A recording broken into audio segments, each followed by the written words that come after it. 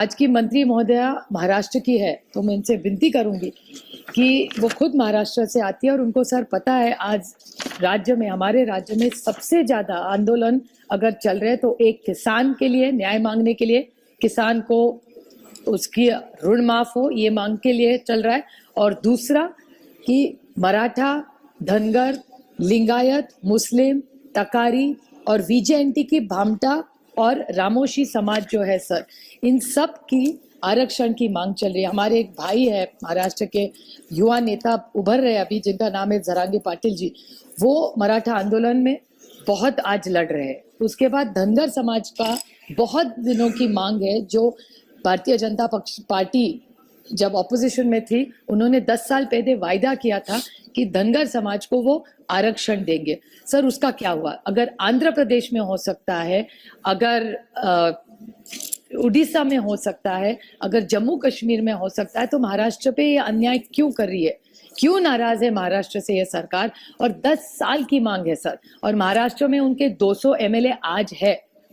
और यहाँ 300 है, तो फिर दिक्कत क्या है? हमेशा अर्जुन मुंडा जी आज यहाँ नहीं है, वो हमेशा बहुत अच्छी तरह हमारी बात भी सुन लेते हैं सर, लेकिन हमें न्याय नहीं मिल रहा है।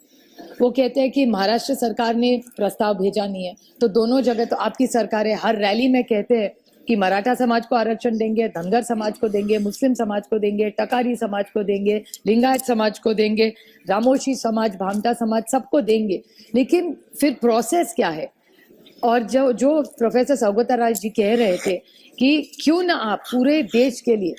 एक जेपीसी करे सर, एक जॉइंट पार्लियामेंट्री कमेटी करे, हर राज्य से एक ही बार अच्छे से प्रस्ताव लाए, और फिर ये आरक्षण के जो छोटे छोटे बिल हर हफ्ते एक नया आता है, उससे अच्छा है कि हम राज्य से आप मांगे उनका प्रस्ताव क्या है, और अगर सबने प्रस्ताव दिया तो हर, ये सिर्फ पॉलिटिकल नहीं होना चाहिए, ये लोग जिनको न्याय मिलने की जरूरत है। धनगर समाज के बारे में बहुत सारे आंदोलन हो चुके हैं, आप देख रहे हैं। मराठा समाज के आरक्षण के बारे में शायद चेन्नई के पेपर में भी आया है सर, आज अभी कंदीमोड़ी जी मुझे कह रही थी कि बहुत सारे इस आरक्षण के मामले